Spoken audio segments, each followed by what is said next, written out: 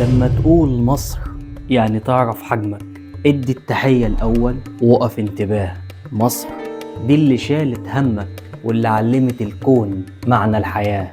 من هنا ابتدى الإنسان ومن هنا اتعرف الإله. الحقيقة أنا لا بتكلم في السياسة ولا بحبها أصلا، لكن اللي بيحصل دلوقتي بقى شيء جديد كده علينا، نوع جديد من الإرهاب، واللي بيحصل ده لازم نكون كلنا واعيين ليه، لأن مفيش وقت ولا في مجال إن كل واحد يفكر في نفسه، ولا كل واحد يفكر في حزبه، ولا يفكر في الطائفة اللي هو بينتمي ليها، ولا المبدأ اللي هو عايش عليه. احنا دلوقتي بقينا في وقت ما بقاش ينفع خالص غير ان احنا نكون متكاتفين كلنا كمصريين. ولحسن الحظ الحمد لله ان انا بعيد بقالي فترة طويلة جدا عن السوشيال ميديا، يعني لما ارجع دلوقتي اقول كلمة الحق من وجهة نظر محدش ممكن يوجه لي اي اتهام ان في حد دافع لي، ولا انا لجنة، ولا انا بنتمي لحاجة معينة، ولا انا طالع ادور على متابعين. يعني الحمد لله ان انا كنت بعيد علشان لما اطلع اتكلم دلوقتي الناس تحس فعلا ان انا بتكلم من قلبي، وان انا بتكلم في الحق من وجهة نظري. ممكن اكون غلط من وجهة نظر ناس تانية، لكن انا بتكلم في اللي انا شايفه من وجهة نظري.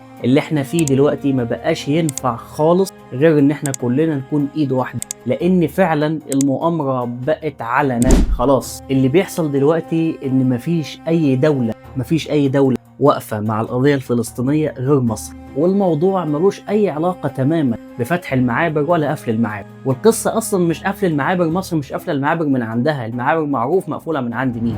واللي مفكر ان الصهاينة عايزين سلام في المنطقة وان هم بيعملوا كده او بيهجروا الفلسطينيين علشان خاطر السلام يعم على المنطقة، اعتقد يعني ان اللي مصدق الكلام ده يا اما عنده خلل، يا اما محتاج يتعالج، يا اما مطبق ملهاش حل تاني. مصر طول عمرها معروفة تاريخها، ومعروفة بأصالتها، ومعروفة بحكمتها. ويمكن اللي يزعل دلوقتي ان في بعض الناس من ولاد بلدها بيشككوا فيها او بيخونوها، وده عيب كبير علينا، عيب كبير قوي لما يحصل الكلام ده من ولاد بلدنا. عيب، لان مصر طول عمرها خيرها على الناس كلها. وفي فرق كبير قوي بين ان انت تكون مختلف مع القيادة، او ان انت تكون مختلف مع الحكومة، او مختلف مع المؤسسات، وان انت تكره بلدك، ان انت تكره ارضك، ان انت تكره وطنك. انا ممكن اكون مختلف مع القيادة، ومختلف مع الحكومة، ومختلف مع القرارات، وحاجات كتير جدا مش عاجباني، لكن ده ملوش اي علاقة اصلا بحب البلد. حب البلد ده المفروض ان هو فطرة الواحد بيتولد عليه. القيادة هتروح وهتيجي، والوزارة هتروح وهتيجي، والحكومة كذلك، انما البلد هي اللي باقية. وكم من قائد جه ومشي، وكم من حكومة جت ومشي، لكن اللي بيخون في البلد ده اكيد عنده مشكلة كبيرة، وعمره ما هيكون ليه خير في حد. مصر تاريخ وحضارة كبيرة جدا، وهتفضل أبية مهما حصل، ومش اي حاجة ولا اي حد ممكن يستفزها او يجرها الحرب. اعتقد ان احنا لازم نكون واعيين لكده كويس. ويا ريت لو نرجع بالتاريخ شوية هنعرف ان مفيش حد قدر على المغول نفسهم غير المصريين. ارجعوا للتاريخ وشوفوا كام حرب وكام مؤامرة وكام احتلال وكام وكام وكام، وفي الاخر مصر برضو طلعت مصر، وطلعت اقوى من اي حاجة. وكل اللي حصل ده بقى مجرد سطور في تاريخنا. مصر هتفضل واقفة، ومصر هتفضل كبيرة، ومصر هتفضل عزيزة، ومهما حصل هنرجع اقوى من الاول. مصر لا بتهرب ولا بتبيع ولا بتخون، ولا هتقبل باي تهجير لاي مواطن، وخصوصا لو كان الفلسطيني اللي بيعلم العالم كله يعني ايه حرية، ويعني ايه صمود، ويعني ايه كرامة.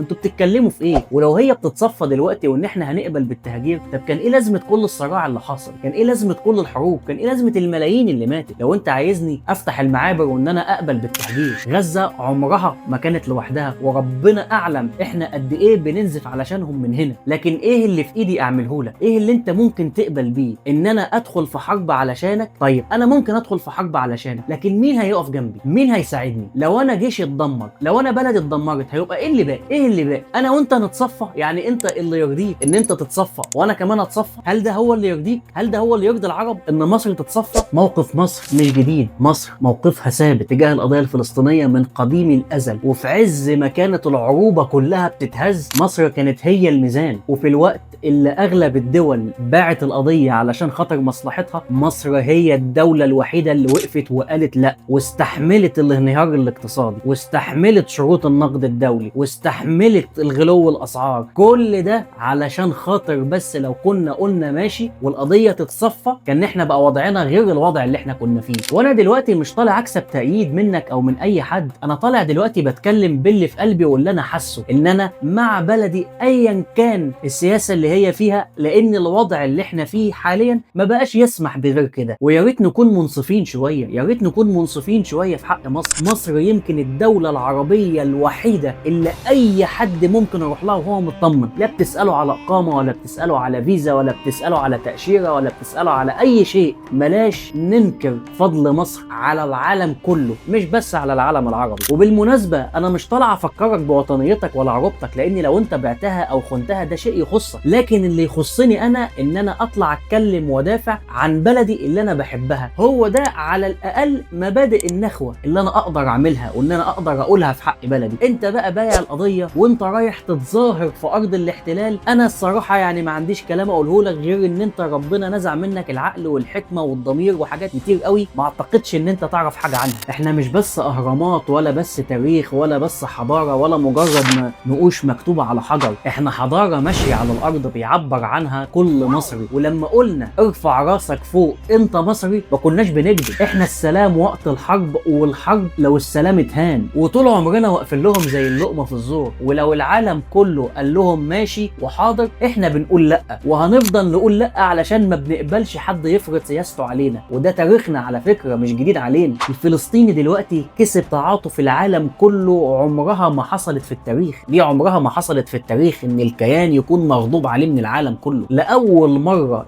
مرة العالم كله يتكلم عن الفلسطيني وعن صمود الفلسطيني وعن كرامة الفلسطيني. ما تجيش دلوقتي تصفي القضية بتاعتك وتنسى كل ده. لو انت قبلت بالتهجير انت اللي بتصفي القضية بنفسك مش حد تاني. ولو احنا دلوقتي هنخلص القضية كلها في المجاعة اللي حاصلة والخراب اللي حاصل والدمار اللي حاصل بعد الحرب، اوعى تقول ان مصر هي السبب. لا لا لا لا، في 500 ألف سبب ممكن يكونوا هم اللي وصلوك للحالة اللي احنا فيها دي بعيدا عن مصر اصلا. وانا مش هتكلم في تاريخك ولا هتكلم في قياداتك ولا هتكلم في مقاومتك ولا هتكلم في شيء، لان اللي يخصك يخصني. وعلشان كده انا بقول لك بلاش تنكر حق مصر وبلاش تنكر فضل مصر على الناس كلها، وخصوصا ان مفيش حد واقف معاك غيري، مفيش حد واقف معاك من العرب غيري. ما تنكرش ده وما تنكرش ده. بس انا عذرك على فكرة، لان في ناس معاهم الجنسية المصرية للاسف الشديد وهم اللي طالعين يشهروا بسمعة مصر، فانا عذرك.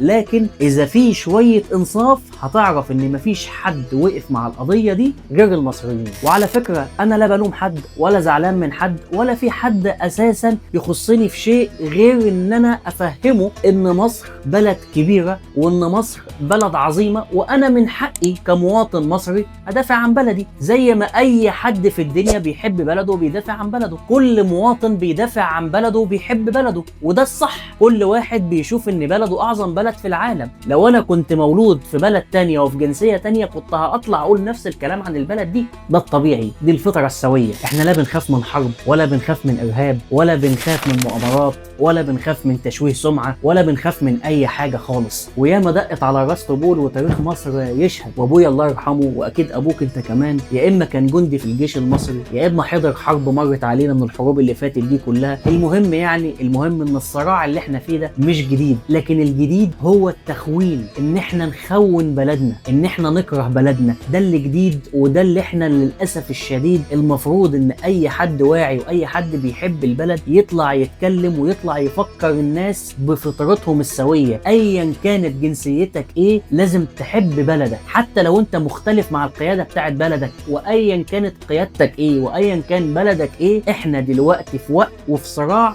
وصل خلاص لنهايته، للحياة او الموت. يعني اللي هيكمل هو ده اللي مكمل بقية العمر، اللي هيداس دلوقتي ما بقاش ليه مكان، الموضوع منتهي. وبالنسبة للمصريين، المصريين دول تركيبة غريبة جدا، تركيبة عجيبة عمرك ما هتلاقي زيها في شعوب الارض كلهم. احنا في عز الازمات وفي عز الصراعات وفي عز المشاكل بنضحك عادي ولسه واقفين على رجلينا ومكملين في عز المشاكل الاقتصادية وفي عز غلو الاسعار وفي عز كل حاجة سيئة، لسه واقفين موجودين ولسه مكملين وهنكمل برضه، وبرغم كل الضغوطات اللي علينا من كل العالم، وبرغم تشويه السمعة بتاعت مصر دلوقتي على مستوى العالم كله، لكن برضه هنخرج اقوى من اللي بيحصل. والمخطط الخبيث اللي هم بينفذوه بقالهم سنين انا بقول لكم هيبقى برضه مجرد حلم، علشان مصر محدش هيقدر عليها. مصر محفوظة وارض ربنا سبحانه وتعالى هو اللي حاميها ومحدش هيقدر عليها. يمكن دلوقتي مصر بتمر باصعب ظروف اقتصادية من بعد 73، مفيش ظروف اقتصادية عدت علينا بالشكل ده الا في الوقت اللي احنا فيه،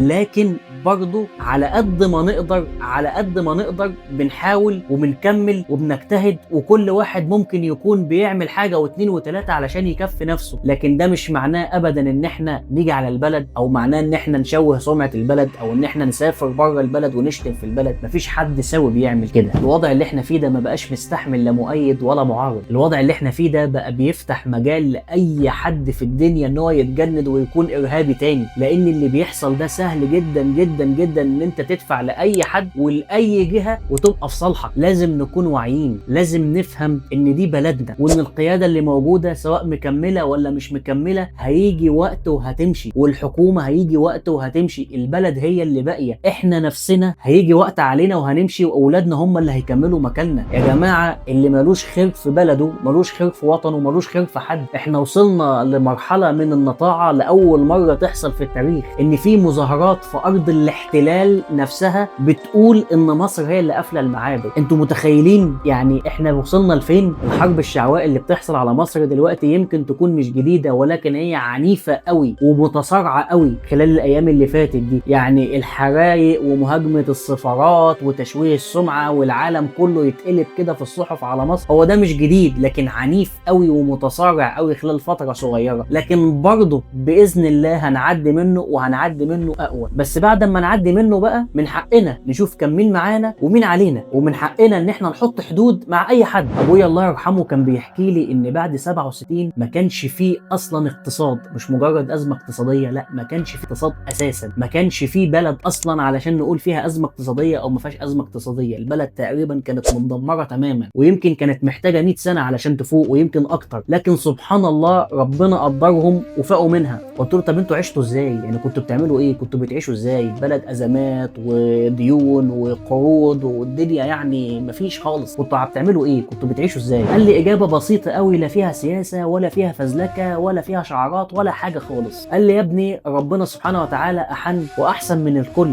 وبعدين العزة والكرامة والحرية وحب الوطن ملوش تمن ولا ينفع نتساوم عليه علشان خاطر رغيف عيش. اعتقد ان انا رسالتي وصلت، واعتقد ان انا محدش يقدر يزايد عليا في حب وطني. وهرجع برضو واقول تاني، في بلاد ليها تاريخ وحضارة، وبلاد زيها صنعوا الحضارات، وعلى ارضها مليون امارة انها مهد الانبياء والرسالات. لو شيطانك قالك مسها هتلاقي جيش أسد وقت الأزمات. اعرف حجمك بقى وبلاش تتكلم كتير. ازاي تكون صغير وتتقارن بالكبير؟ فكر شوية قبل ما تعادي، شفت منها ايه غير كل خير؟ ما عنديش أدنى شك النصر لينا، ومهما زادت المحن دايما محروسة. ياما دفنا غير فكر رئزينا وبرضه طلعنا أقوى، والنتائج ملموسة. هدوء وحكمة وصبر عالي، وفي وقت الشدة القرارات مدروسة. لما تقول مصر اعرف حجمك، ادي التحية الأول، وقف انتباه. مصر دي اللي شالت همك، مصر مقبرة الغزاة. من هنا ابتدى الإنسان، ومن هنا اتعرف الإله. سلام.